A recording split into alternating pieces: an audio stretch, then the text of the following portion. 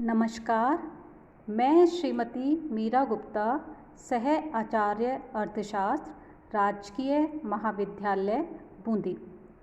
विद्यार्थियों, इस video lecture में हम उपभोक्ता की बचत कंज्यूमर सरप्लस के बारे में चर्चा करेंगे। उपभोक्ता की बचत को हम उपभोक्ता का आधिक्य, उपभोक्ता का अतिरेक या उपभोक्ता की वेशी इन शब्दों के नाम से भी जानते हैं। कल्याणवादी अर्थशास्त्री में यह धारणा एक महत्वपूर्ण स्थान रखती है। इस अवधारणा के प्रतिपादन का श्रेय प्रोफेसर मार्शल को दिया जाता है, किंतु इसकी कल्पना विद्यार्थियों सर्वप्रथम सन 1844 में फ्रांसीसी अर्थशास्त्री एवं इंजीनियर R.J. ड्यूपिट के द्वारा की गई थी। ड्यूपिट ने फ्रांसीसी जो ये अर्थशास्त्री थे, उन्होंने एक बार फ्रांस में एक नदी पर पुल का निर्माण करवाया था। इस पुल के परिणाम स्वरूप जनता को प्राप्त होने वाली उपभोक्ता की बचत को मापने का प्रयास किया था, लेकिन उपभोक्ता की बचत की धारणा की उस समय जो परिभाषा उन्होंने प्रस्तुत की थी वह न केवल अपूर्ण थी और बल्कि उसमें वैज्ञानिकता का भी अभाव था। तो प्रोफेसर मार्शल ने इस धारणा को न केवल वैज्ञानिक स्वरूप प्रदान किया बल्कि इसमें निहित त्रुटियों को दूर करने का भी प्रयास किया। यानी जो उपभोक्ता की बचत की अवधारणा है उसको हम प्रोफेसर मार्शल के नाम से जानते हैं। उन्होंने इस अवधारणा को लोकप्रिय बनाया और बाद में प्रोफेसर J.R. हिक्स ने तटस्थ वक्र रेखाओं की सहायता से इसको और अधिक उपयोगी बनाने का प्रयास किया। विद्यार्थियों, हमारा ये व्यावहारिक अनुभव है कि वस्तुओं तथा सेवाओं के लिए जो कीमत हम चुकाते हैं और जो उपयोगिता हम उनसे प्राप्त करते हैं वह उनके लिए चुकाई गई कीमत से अधिक होती है। हमारे दैनिक जीवन में बहुत सारी वस्तुएं और सेवाएं जैसे नमक, माचिस, बिजली, समाचार पत्र, यातायात के साधन, बहुत सारी ऐसी वस्तुएं एवं सेवाएं हैं जिनके लिए यदि वह उपलब्ध ना हो तो हम उनके लिए अधिक मूल्य या कीमत चुकाने को तत्पर हो जाते हैं। तो इस प्रकार हमें वस्तुओं एवं सेवाओं के प्रयोग से अतिरिक्त संतोष प्राप्त होता है, यानी हम जो कीमत चुकाते हैं उससे अधिक उपयोगिता हमें प्राप्त होती है। इसलिए वह संभावित कीमत जो हम देने के लिए तैयार होते हैं और जो वास्तविक कीमत हम चुकाते हैं उसके अंतर को उपभोक्ता की बचत कहा जाता है। उपभोक्ता की बचत को परिभाषित करते हुए मार्शल ने कहा कि किसी वस्तु के उपयोग से वंचित रहने की अपेक्षा उपभोक्ता जो कीमत किसी वस्तु के लिए देने को तैयार है और जो कीमत वह वास्तव में देता है उसका अंतर ही संतुष्टि की बचत का आर्थिक माप है। इसे उपभोक्ता की बचत कहते हैं। कहने का मतलब ये है कि एक व्यक्ति किसी वस्तु के लिए जो कीमत देने को तत्पर होता है वह उस वस्तु से प्राप्त होने वाली उपयोगिता या संतुष्टि को व्यक्त करती है। लेकिन विद्यार्थियों, जो वह कीमत चुकाता है उस कीमत से वह अधिक उपयोगिता प्राप्त करता है और जैसे जैसे वह उस वस्तु का उपभोग करता जाता है वैसे वैसे उस वस्तु से प्राप्त होने वाली सीमांत उपयोगिता कम होती जाती है और जो व्यक्ति है उसको उस सीमा तक क्रय करता जाता है जहाँ पर उससे प्राप्त होने वाली उपयोगिता उसकी कीमत के बराबर हो। तो जो उपभोक्ता की बचत हमें प्राप्त होती है उसके पीछे 2-3 कारण काम करते हैं। पहला तो जैसा मैं अभी डिस्कस कर रही हूँ कि उपभोग में सीमांत उपयोगिता ह्रास नियम लागू होता है। हम पहले भी देख चुके हैं जैसे जैसे वस्तु का उपभोक्ता उपभोग करता जाता है उस वस्तु से प्राप्त होने वाली जो सीमांत उपयोगिता है वह घटती जाती है।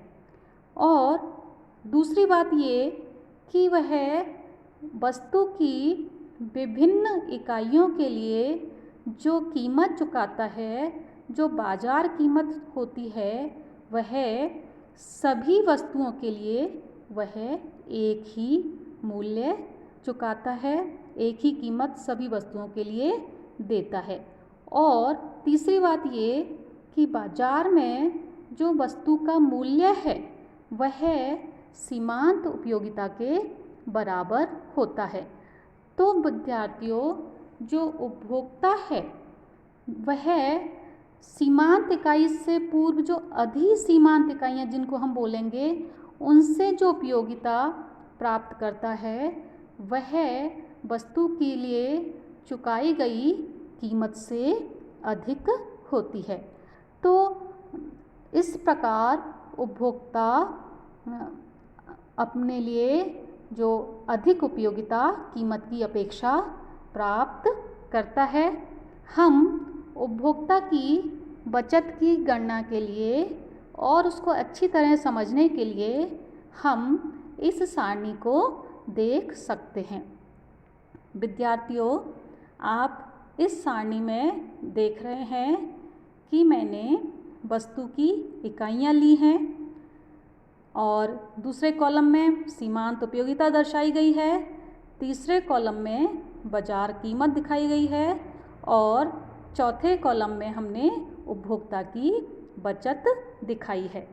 तो हम देख रहे हैं कि उपभोक्ता की जो बचत है हम उसको इस प्रकार देख सकते हैं कि उपभोक्ता जो है वस्तु की उत्तरोत्तर इकाइयाँ उपभोग करता जा रहा है और पहली इकाई से उसको सीमांत उपयोगिता 30 के बराबर प्राप्त हो रही है, उसके बाद 25, फिर 20, 18 और पाँचवीं इकाई से 15 के बराबर सीमांत उपयोगिता प्राप्त हो रही है।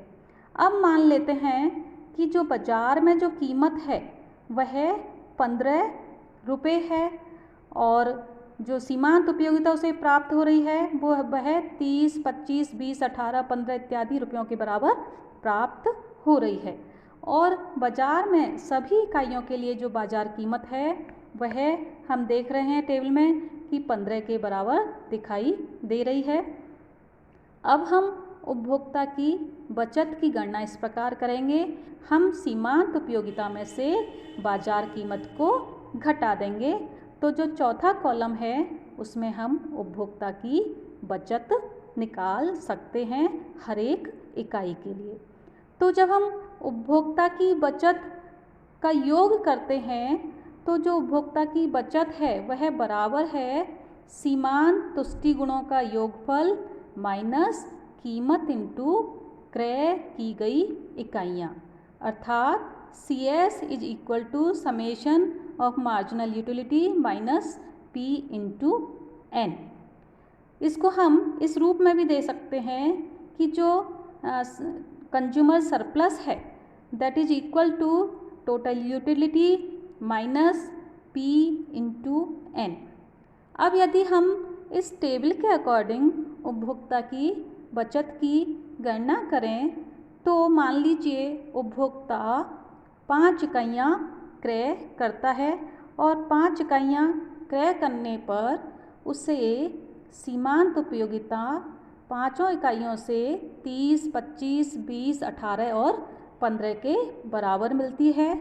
हम इन पाँचों इकाइयों से प्राप्त सीमांत उपयोगिताओं को जोड़ लेंगे तो वह हमारी कुल उपयोगिता हो जाएगी।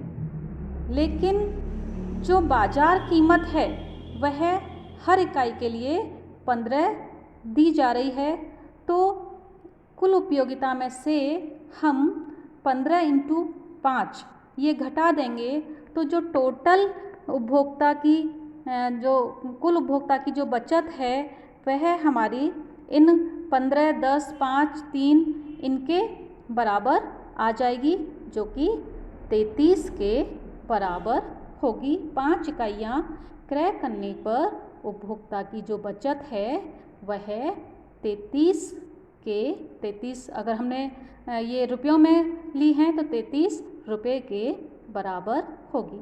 तो इस प्रकार उपभोक्ता की बचत की हम गणना कर सकते हैं। उपभोक्ता की बचत की गणना का यह तरीका मार्शल के द्वारा दिया गया तरीका है, क्योंकि हम इसमें ये मान के चलते हैं कि जो उपयोगिता है वह मापनीय है। हम उपभोक्ता की बचत की अवधारणा को एक रेखा चित्र के माध्यम से दिखा सकते हैं। आप इसमें एक रेखा चित्र देख रहे हैं, उसके OX अक्ष पर वस्तु की इकाइयाँ ली गई हैं और OY अक्ष पर वस्तु की जो कीमत है वह ली गई है, साथ में सीमांत उपयोगिता भी ली गई है। तो जब उपभोक्ता वस्तु की OX मात्रा खरीदता है तो उसके लिए वह OP कीमत देता है प्रति इकाई, और उसने जो कुल कीमत चुकाई है वह है OP और QX, जो आपको ये आयत दिख रहा है OPQX, यह उसके द्वारा चुकाई गई कुल कीमत है। लेकिन उसे OX इकाइयों के उपभोग से जो कुल उपयोगिता मिल रही है वह OD और ये Q और X के बराबर है, ODQX के बराबर है।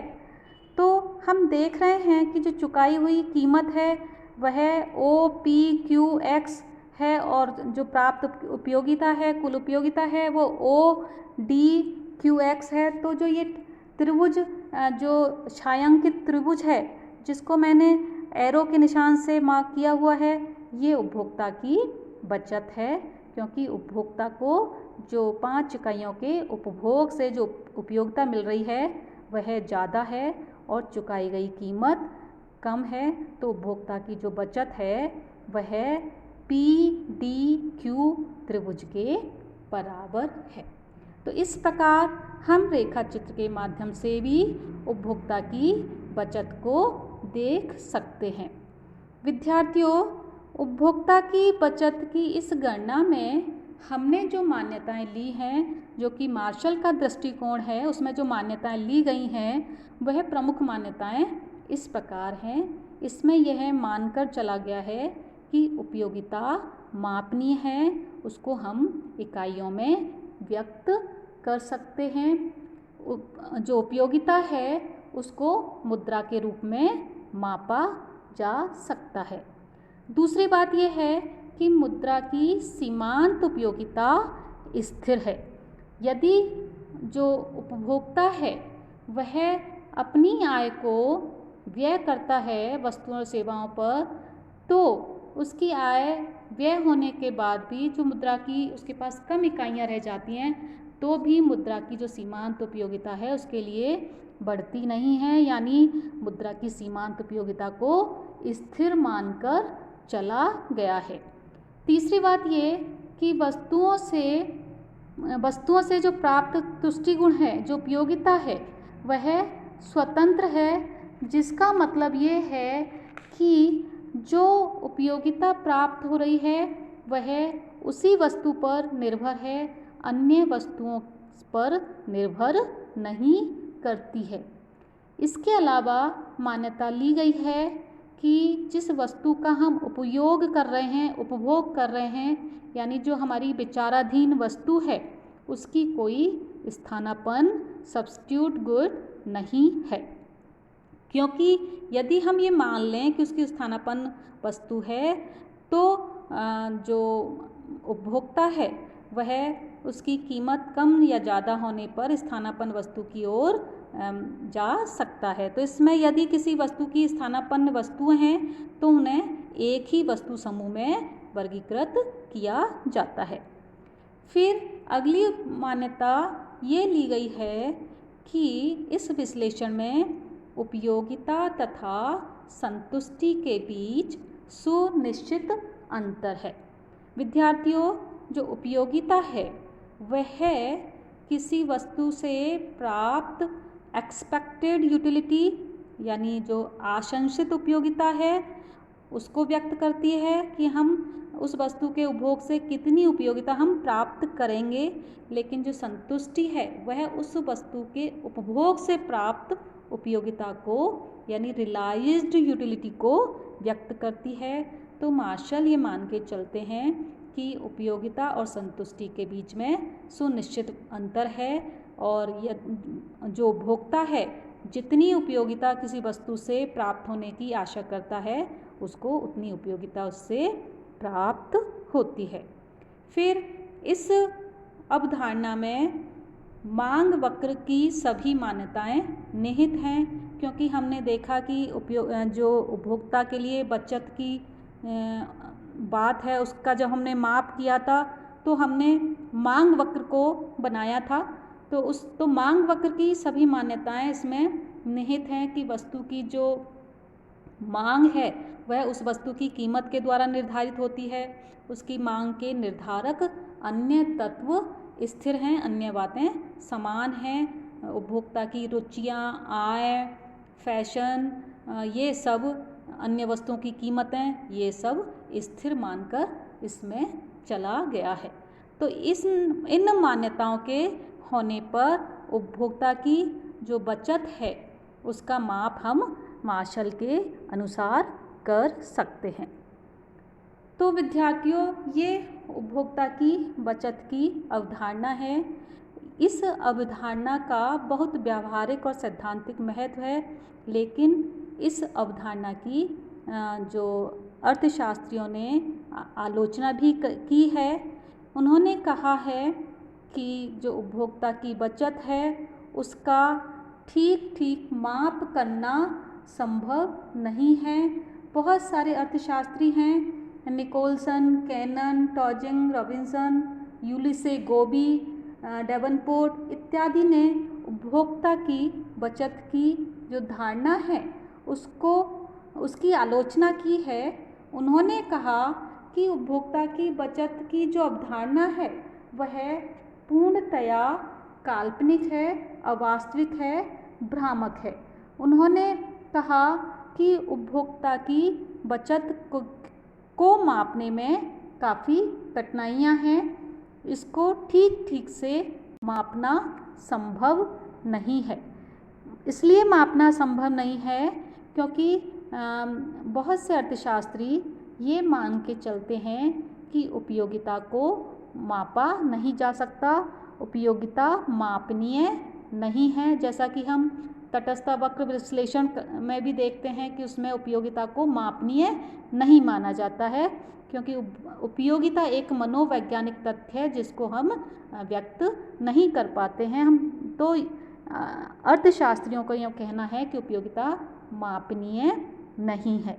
इसके अलावा जो उपभोक्ता है उसकी आर्थिक स्थिति में भिन्नता होने पर भी उपभोक्ता की जो बचत है वह भिन्न भिन्न हो सकती है। यानी एक ही वस्तु के लिए उपभोक्ता की बचत धनी व्यक्ति और निर्धन व्यक्ति दोनों के लिए अलग अलग हो सकती है। इसके अलावा वस्तु की स्थानापन्न वस्तुएं उपलब्ध होने पर भी उपभोक्ता की बचत का सही माप नहीं लगाया जा सकता और जो मुद्रा की सीमांत उपयोगिता है वह भी स्थिर नहीं रहती है। मुद्रा की जो सीमांत उपयोगिता है वह मुद्रा को हम जैसे जैसे व्यय करते जाते हैं, जैसे जैसे मुद्रा का स्टॉक हमारे पास कम होता जाता है, हमारे लिए उसकी उपयोगिता बढ़ती जाती है। तो अर्थशास्त्रियों ने ये कहा कि मुद्रा की सीमांत उपयोगिता स्थिर नहीं रहती है। इसके अलावा इस जो उपभोक्ता की बचत की अवधारणा में हम ये मान के चलते हैं कि उपभोक्ता को या प्रत्येक व्यक्ति को पूर्ण ज्ञान है कि वह क्या कीमत देना चाहता है, बाजार में कीमत क्या है, लेकिन व्यवहार में जो उपभोक्ता हैं इस बात से अनभिज्ञ होते हैं कि बाजार में कितनी कीमत प्रचलित है और वह पहले मूल्य पूछते हैं, कीमत पूछते हैं, उसके बाद अपनी मांग सूची तैयार करते हैं। तो इन सभी बातों के कारण यह कहा गया कि उपभोक्ता की बचत की अवधारणा का ठीक से मापन नहीं किया जा सकता। इसके अलावा उपभोक्ता की बचत की धारणा की आलोचना करते हुए कहा गया कि जीवन रक्षक अनिवार्यताओं तथा प्रतिष्ठात्मक वस्तुओं में जो उपभोक्ता की बचत है उसका माप कठिन है, क्योंकि जो जीवन रक्षक आवश्यकताएं हैं उनमें उपभोक्ता की बचत असीमित होती है और अनिश्चित होती है। कोई एक व्यक्ति मान लीजिए प्यासा है तो वह एक पानी के एक गिलास के लिए वह बहुत बड़ी कीमत चुकाने के लिए भी तैयार हो सकता है। और मान लीजिए उसे पानी का एक गिलास बहुत कम कीमत में मिल जाए तो हम ये नहीं कह सकते कि उपभोक्ता की बचत जो वह बहुत ज़्यादा कीमत चुकाने को तैयार था, मान लीजिए पानी की एक गिलास के लिए वो 10,000 रुपये भी चुकाने को तैयार था और मान लीजिए वह एक गिलास पानी 1 रुपये में मिल जाए, तो हम यह नहीं कह सकते कि पानी उसके लिए जो उपभोक्ता की बचत जो प्राप्त हुई 9,999 रुपये प्राप्त हुई। तो इस प्रकार जो जीवन रक्षक आवश्यकताएं हैं, अनिवार्यताएं हैं, उनमें उपभोक्ता की बचत को मापना कठिन है। तो इसी प्रकार जो प्रतिष्ठात्मक या प्रतिष्ठा रक्षक वस्तुएं होती हैं उनमें भी जो उपभोक्ता है वह ऊंची कीमत देने को तैयार रहता है और अधिक कीमत पर ही उसे अधिक उपयोगिता मिलती है। तो बच्चों, जो उपभोक्ता की बचत है उसको इन जीवन रक्षक अनिवार्यताओं और प्रतिष्ठा रक्षक वस्तुओं में मापना कठिन है। फिर इस धारणा की एक और आलोचना की गई कि जो कि यूलिसे गोबी के द्वारा की गई। उन्होंने कहा उपभोक्ता वस्तु के लिए जो कुछ देने के लिए तैयार है और जो वो वास्तव में देता है वह दोनों समान होते हैं। कहने का मतलब ये है कि उपभोक्ता की आय स्थिर होती है, उसे कई वस्तुएं खरीदनी होती है। ऐसी स्थिति में यदि हम उसके संपूर्ण क्रय पर ध्यान दें तो उपभोक्ता जो कुछ व्यय कर सकता है और जो वास्तव में व्यय करता है दोनों एक ही समान होते हैं और अंत में संभावित व्यय तथा वास्तविक व्यय का अंतर शून्य होता है। तो कहने का मतलब ये है कि उपभोक्ता की बचत की अवधारणा की बहुत ज़्यादा आलोचना भी की गई है। इसकी माप संबंधी कठिनाइयों को लेकर आलोचना की गई है, लेकिन हम यह भी जानते हैं कि यह जो अवधारणा है, चाहे इसके लिए मापन संबंधी कठिनाइयाँ हो, मुद्रा की सीमांत उपयोगिता स्थिर नहीं रहती हो, ये सारी बातें भी हों, लेकिन हम व्यवहारिक जीवन में यह महसूस करते हैं कि उपभोक्ता जो किसी वस्तु के लिए जो कीमत चुकाता है और जो उपयोगिता प्राप्त करता है वह उपयोगिता उसके द्वारा चुकाई गई कीमत से अधिक होती है। तो उपभोक्ता की बचत की अवधारणा काफ़ी महत्वपूर्ण है। मार्शल की अवधारणा जो है, मार्शल उसको ध्यान में रखते हुए, उसकी कुछ कमियों को दूर करते हुए J.R. हिक्स ने उपभोक्ता की बचत को तटस्थता वक्रों के माध्यम से मापने का प्रयास किया है। प्रोफेसर हिक्स के द्वारा इंडिफरेंस कर्व के माध्यम से, तटस्थता वक्रों के माध्यम से उपभोक्ता की बचत को मापने का जो प्रयास किया गया है वह हम इस डायग्राम में देख सकते हैं, जिसमें ओ एक्स अक्ष पर वस्तु की मात्रा ली गई है और ओ वाई अक्ष पे मुद्रा ली गई है।